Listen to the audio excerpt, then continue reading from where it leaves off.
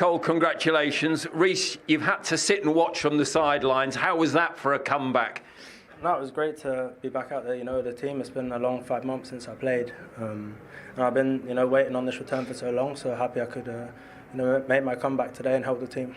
Cole, how important was it to have a man like this back in the side to play a part at such a crucial point for you? Yeah, of course, very important. Everyone knows how good he is, and he's our captain, Even when he's not been playing, he's been leading off the pitch, so to have him back on the pitch is even better. So yeah, we're really happy he's back. Reece, did we see a Chelsea team that is clearly in good form, but also still learning? No, of course. We learn every day, we're still young. And yeah, towards the back end of the season, we've had a few off days, but I think on a whole, we've improved and, we're coming strong towards the end of the season. What about the young man alongside you in the part he's played? Came to Chelsea, nobody really knew, but what has he shown to people? Who? The young... Oh, Cole. No, Cole is, one of the best in the world, I think, personally. You've seen what he can do when he gets his chance. At City, he probably didn't play as much as he wanted, and he came here and, he took the opportunity with both hands. Cole, that's some praise, one of the best in the world. How does that make you feel, and how do you feel in this first season at Chelsea? I won't go that far, but obviously it's nice to hear. But, I'm just keeping my feet on the ground, taking it as it comes. It's all new to me, My first season properly playing in the league, but obviously to come to Chelsea and to come to a group of lads that have welcomed me like this, it's been a pleasure. How important was today's victory in that race for Europe that you're in with Manchester United and Newcastle? Yeah, very important. The manager told us we needed to win, so we've won this one. Now it's focus onto the next one. Reece, how important is it for Chelsea to be in European competition, especially also for this group of young players? No, of course, competition is, Europe is, one of the highest levels in club football. And, we're one of the biggest clubs in club football as well. So we want to be pushing, each season to be, knocking on the door for Champions League. And do you get a sense that it's all beginning to come together for Chelsea and looking forward, the future is very optimistic? Yeah, for sure. Slowly but surely, we're finding our feet and, reaching a good level and staying consistent week in, week out.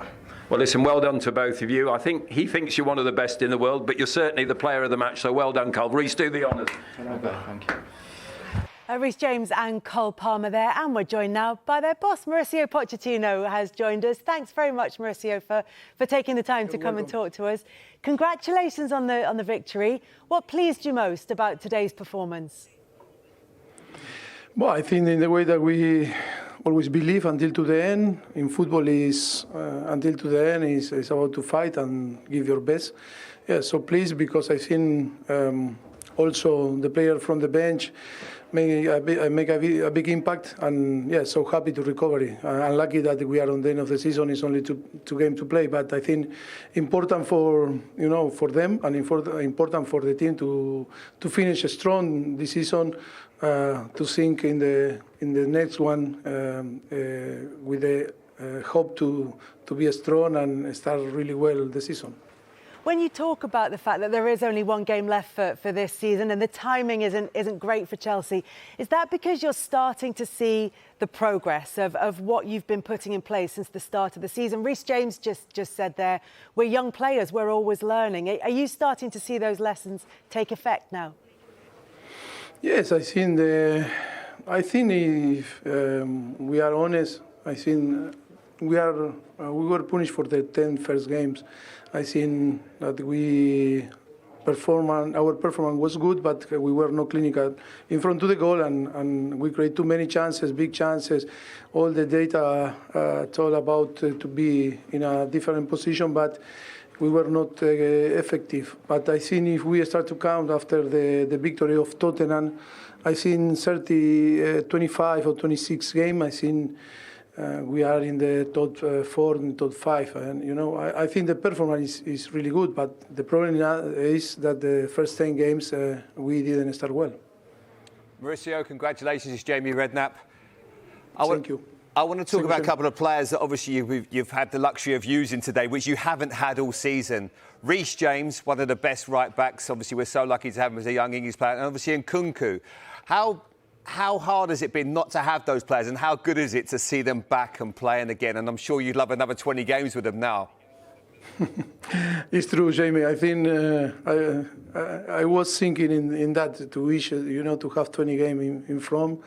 And yeah, but that is the circumstance that we were living. But from now, I want to be positive. I think that is the most important thing, is to believe and really believe, because the player really believe in the way that we work, in the way that we apply the discipline and the rules. I think it's important, like I was talking before, Cole and Reece, about always the evolution of the young player. Always they need time, and it's true that for me, the second part of the season, I am so happy in the way that they evolve, even when the circumstances are not in our side. But I think it's about to be positive, is to finish well. Last season, I think Chelsea didn't finish well, and then that is also a problem. We need to finish really strong. Hope in a European competition and start the pre-season and see the next season in a very good way. Maurizio, Michael Dawson here. Oh, Michael, how are you? Nice to see you. Nice to see you. Congratulations on your recent form. How proud are you of your team tonight after going 2-1 down, but then showing the resilience and then the quality to get the win that you need? And you've carried it on in recent weeks. Yes, if you see, I think we struggle a little bit with this type of, games, with this type of opponent. And I think our record is not so good. And when we play again, teams like Tottenham, Liverpool or Manchester City, I think we don't feel this pressure, and we feel more freedom. But I think this young team need to live this type of moment, to realize how we need to compete, because it's not only to play well. If not, after, when you don't have the ball, I think you need to be available and to find your own motivation, to chasing players that maybe are not the big names like are in the big clubs. But I think it's about to be more mature. It's about to have that capacity to believe and to never give up. And I think the last few months, I think the team is showing this also. This capacity, to be strong in our mind and to be more mature, and that is so important for the future, and hope that we can continue in this way. Mauricio, you talk about the future, you talk about the progress of this group of players, about the players that you have available now to you that have been injured at different stages of the season. You've made the headlines this week about some of the comments about your future at Chelsea. Do you want to clear up what your intention was behind those comments? No, nothing in behind. The problem that after the headline are the headline, no. But I think in a conversation, that we were in between in the press conference with the journalists, I think it was a honest conversation. And yeah, but maybe I think it's depend of the circumstance. But to clarify, I think I don't need to clarify. I think if the owner are happy with my job or our job, I think we can continue. And I am always a coach that I think in long term. But in some question, through you, sometimes I can use different sentences in my answer. But only what I say, that in all the parts need to be happy to continue in a good way, to build a very good team to compete for big things. It's only I try to say that, and nothing in behind. It's still 1 year more contract, 1 year more in my contract. Yes, I am thinking to be here. It's not nothing wrong. And I say only, maybe you need to ask me. I said in the press conference, you need to ask me if I am happy or not happy, because here is someone is not happy, another is not happy, another is I don't know, the another is going to. But sometime you need to ask me, Mauricio, you are happy? That is only was that, nothing negative, all positive. Yeah, sometimes the longer answer isn't quite what the headline says. Mauricio, thank you so much for joining us. You're welcome. Pleasure to see you all. Thank you very much, Mauricio. Bye-bye. Thank you. Just pick up on that before we look at the team itself, because the comments, while they were accurately reported, maybe the context of them was slightly different, because what he was saying was, you don't just need to ask if the owners are going to keep me here. Maybe you want to ask if I'm happy here, or if the players. There are lots of factors that go into deciding whether a manager stays long term or not.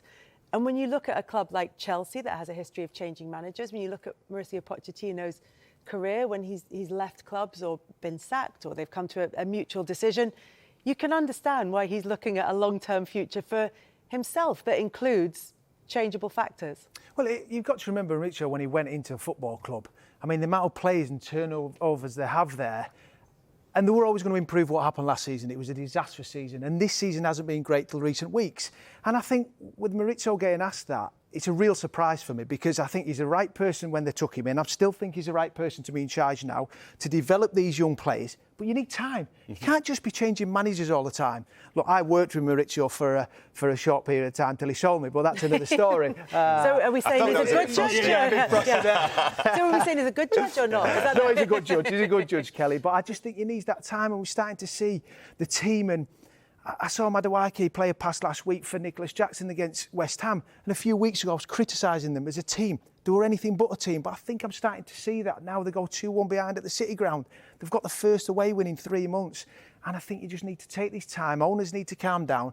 I think with Mauricio there at Chelsea, I think next year they'll improve again. Absolutely. I don't think sacking managers, certainly at this time, is the right thing to do. They've had Graham Potter and managers. Frank Lampard was there. It's not been easy to manage everything that's happened. When you get a group of players thrown at you and you've got to try and juggle and make a team out of it, it takes a lot of time. What I will say is, having spoken to Mauricio 2 weeks ago when they won against Tottenham, he was prickly. I sort of sensed he was a little bit angry. Probably doesn't feel that he's got the support of the owners. But I feel in this time, in this 2 weeks, there has been dialogue. That's the most upbeat I've seen him. He spoke about next season, about what's going to happen, having players available. So I genuinely think there has been dialogue that's been very positive for Mauricio. And I think next year he will be the manager by the look of it. And I think it would be crazy not to do that. I think you've got a lot of young players there that need a little bit of guidance, a bit of time. And I think he will... I certainly think he's the right man. I just don't think it's the answer to just go and change and chop and get another manager. If things don't start well next season, obviously you maybe start to look at it. But you can't give a manager a year. Managers need time. You look at what Arteta's had to do. It took 2 or 3 years before he established himself as the dominant figure in that dressing room. Now look, and he had a few struggles, power struggles with players, with people like Lacazette, Aubameyang. He won those struggles, and now he runs that club, runs that dressing room. And Mauricio might have to have that as well, and it will take time. But a big result from today wasn't vintage. It was a really good game, but I don't think it was a vintage Chelsea performance, not as good as some of the other ones, but it was one that they certainly needed. Let's have a look at the goals, Michael. Yep. Let's start with 1-0.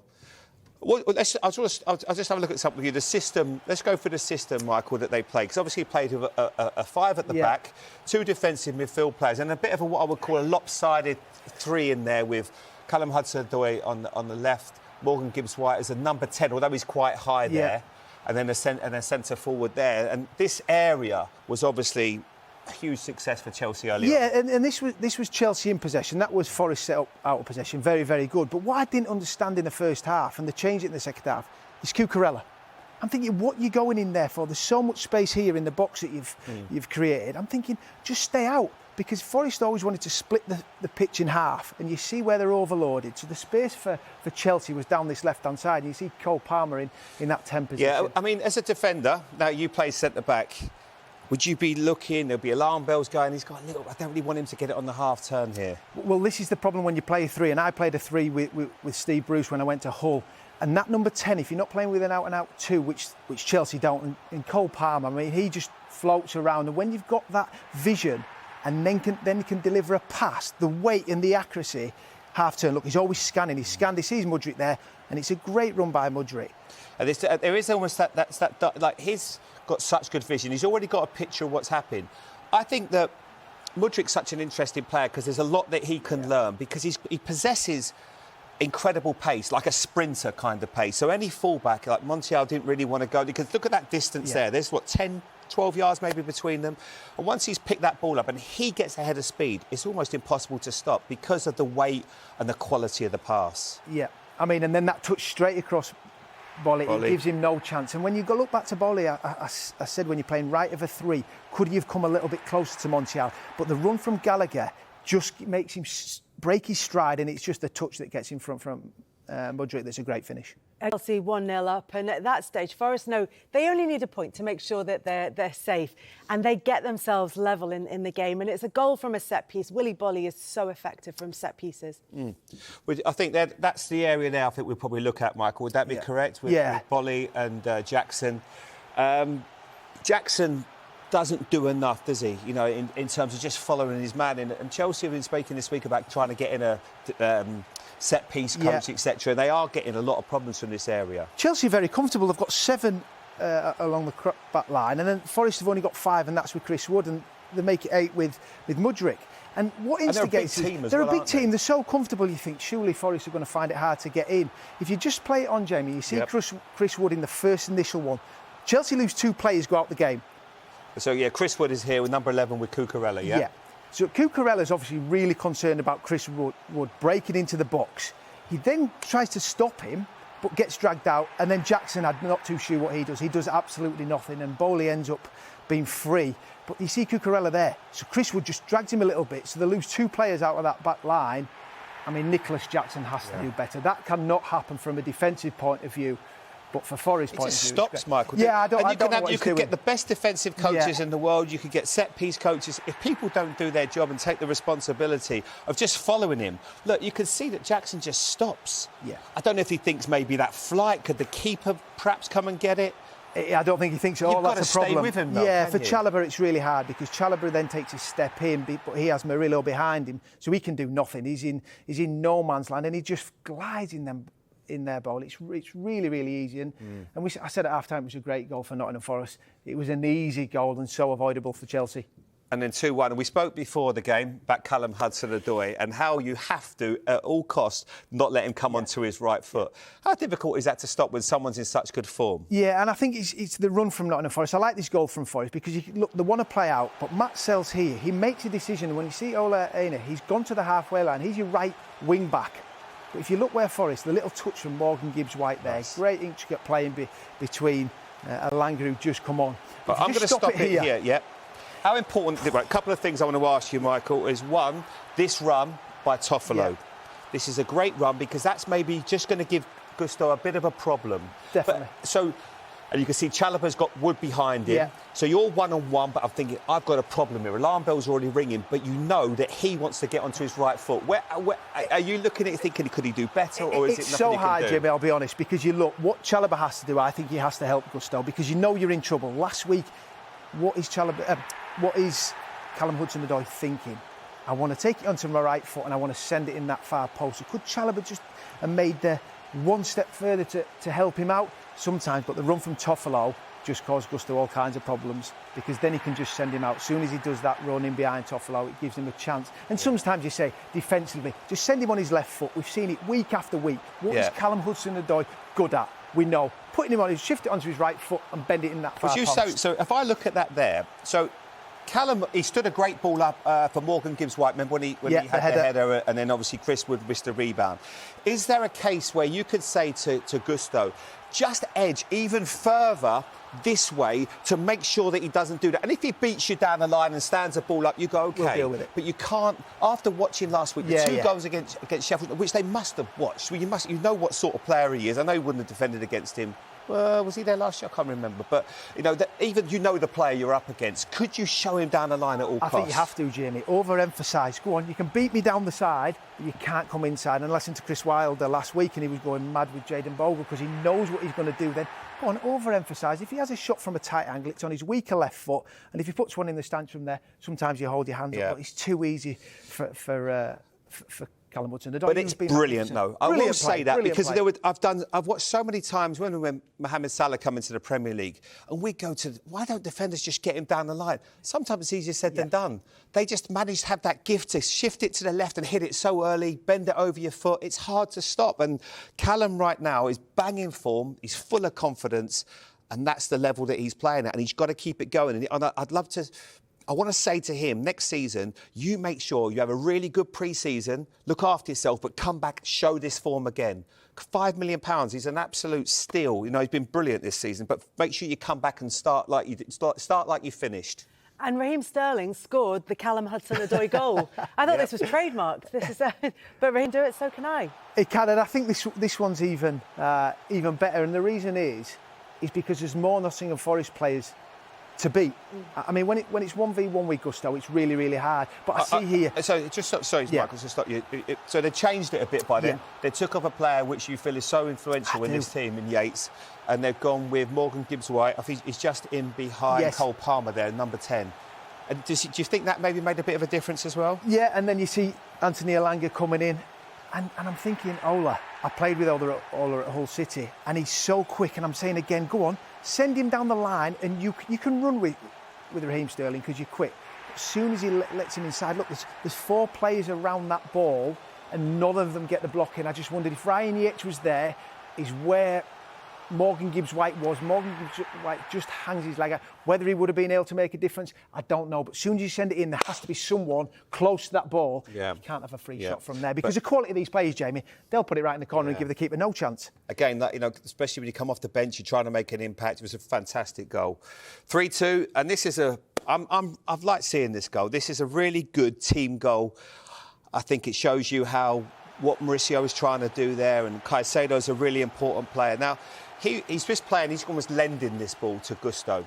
He wants to get it back to him, and then he knows, because he's already got he can see this one, just right at the bottom of your screen, that's Reece James, that is going to make that third man run, which we call it. So he lends it, gets it set back. Now, first time into that space, can you do that ball? He can, and that is fantastic from Reece James. The keeper tries to read it, but the weight of the cross is just crying out to be headed into the net. Now, I think let's just we'll look at this from Nottingham Forest point of view.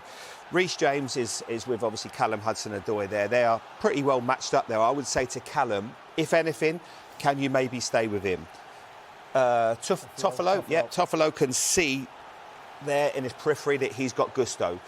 What they decide to do is probably the wrong thing, because instead of thinking, where's the third man run, they decide they both get attracted to Gusto.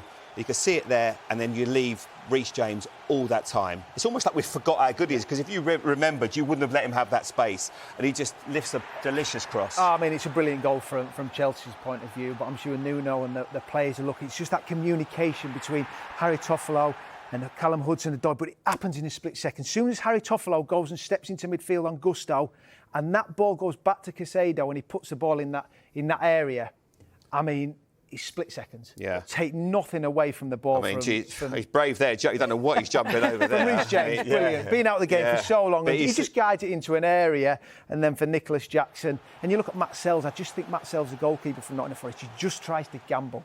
But a great goal from Chelsea's point of view. Yeah, Nottingham Forest have been leading in that game, but just a point would have been enough to ensure mathematical survival in the Premier League. But the job is virtually all but done and dusted. For Chelsea, they continue to end the season strongly, don't they, Owen? Well, and they're probably delighted to get Reece James. I honestly do not have a clue how they're going to play. Spend more money? Don't spend money. Don't spend money. Get a goalkeeper, get a striker, and kind of, find some leaders within the group. They're all almost at the same age, at the same point in their career. I don't think that's a good thing. I think when you're a team and you're young and you're struggling, you need reference points, you need leaders. I don't think they have that outside of Thiago Silva. So right now, Manish said they're in great form. That's good. But I think they could have another tricky season next season if they don't address some key positions. Yeah. Does that include Mauricio Pochettino at the helm? No. For Chelsea? No chance. You don't think he should be at the helm? No, he should, yeah. I mean, I thought you meant change him. I don't know. I was like, wow. No, don't change him. He's kind of still He's the reference point. me and you were like, what's happened? Yeah. I'm a bit like Reece, I didn't understand the question. No, but Mauricio Pochettino clearly now is showing that patience that he's been talking about for so long has now started to reap rewards. Yeah, he's mentioned along the way consistency and working with young players, and that consistency, it takes time, doesn't it? And now you're seeing it, and probably for Mauricio, it's his form with the team is coming at the right time, because maybe if it was flipped the other way, the start of the season was ending, we probably would see a different Chelsea manager, given the owners. But, give him time, every manager needs that, and he's got a young group, and I do think they'll come good next season. If they could finish top 6, they've been to a cup final, okay, they lost it, but then got beaten in an FA Cup final by Manchester City, probably should have won the game. I think they're building onto something. Well, yeah, it's 3 wins in a row now, and of course they beat London rivals West Ham and Chelsea from the previous 2 games. Yeah, I mean, they fake they're going to try and play out from the back, and then they just get it long. I mean, good little flick there. But Hudson-Odoi, when he gets into these situations 1v1, I'm just amazed people let him back in onto his right. You know, make him go down the line with his left. But Karen mentioned before about Mudryk kind of holding the width, and Hudson-Odoi does that brilliantly, gets himself into a 1v1. But they do need to find a way to force these guys off onto the bad foot, don't they? What I don't get is, did they not watch the game last week where Callum Hudson-Odoi literally did that twice? And he wants to come in on his right foot and do exactly that. And like I said, he did it last week. So surely as a defender, you've looked at the analysis and gone, I've got to force him on the outside. And but this is the one from last week. Again, similar areas, out to Gibbs-White, I think. Yeah. I know that, no, that wasn't this week, but then he cuts in on this right-hand side. It's exactly the same. Absolutely the same. It was Gibbs-White that played it to him, the same 2 people. But how did they not see that moment from last week? You know, they say a lot of the younger guys actually don't watch the games. You know, because I think before everybody was kind of a student of the game and just watched the game. Now with so much going on you know, on I don't know, phones and all that and social media.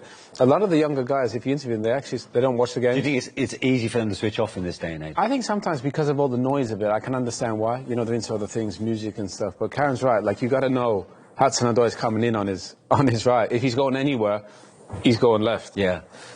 Which is obviously what you always get with wingers. You should know what their trademark is, their trademark finish. But also, to be brutally honest, he's right-footed and goal centre of the pitch. So he's either going to come in and cross it, or he's going to come in and shoot. So take him down the outside. For me, it's quite simple, and I'm quite perplexed by it. Yeah. But then, of course, give Chelsea credit. They came back into it. Raheem Sterling started this season pretty well, and then it's all gone pretty quiet. Introduced to proceedings, and here, again, from the inside. This is a bit like Callum Hudson-Odoi's goal, isn't it? Well, it's literally so similar. It's incredible, really. But great little bit of movement from Cole Palmer just to allow that ball to get out wide. But again, you've got to, and that's where the defensive midfield player needs to kind of come across as well and just be there. Once he comes inside, that's yours, you know. Is that what you would have done? You position yourself there to stop that as a midfielder? If I see him coming, I have to be there because the defender can get beat. But been a tricky season for Raheem. You know, he started well, as Manish said, but been on the bench of late. Caicedo thought had a good impact on the game. I mean, this is a great goal. The way to pass, that's fantastic. Karen, how good is that from Reece to hit that without a touch, in inch perfect? I think the pass, it doesn't break stride. It goes in and look, that's first time and it's bouncing, keep his eye on it, and then the delivery, like literally Jackson, all he has to do is just make contact. Just make contact with his head and it's in the... Nuno, in a matter of 2 minutes, your future went from being absolutely certain to not quite as certain. But what is your sense and what is your reading of today's result and results elsewhere? Let's speak about this game. So this is what we can speak about. I think did a good game. We had good moments, chances. Like you said, after the hard work of turning the result, we allowed Chelsea to get bad defending. We were not in the right positions. But I think the chances that you create, all the momentum that you had during the game, I think the hard work of the boys should have got another prize. Given some of the chances you had before Chelsea got back into the game, could the game been put to bed from your point of view sooner? Yeah, I think so. It's clear as once. And I think in the second half, in the moment that we're building the chances, we were dominant, we were controlling the game, we were on top of Chelsea on the front foot. But we allowed Chelsea, like you said, but the chances that we had, we should have finished the game. Did we see today some of the very best of Nottingham Forest and what you're capable of with the likes of Hudson-Odoi, and also a side where you still need to learn lessons and grow? I totally agree. I think there were moments that we did really well, but at the same time, a lot of things repeat themselves this game and through the season, the mistakes that we allowed, not managing the game well when we are in advantage. Lessons to learn, definitely. Please.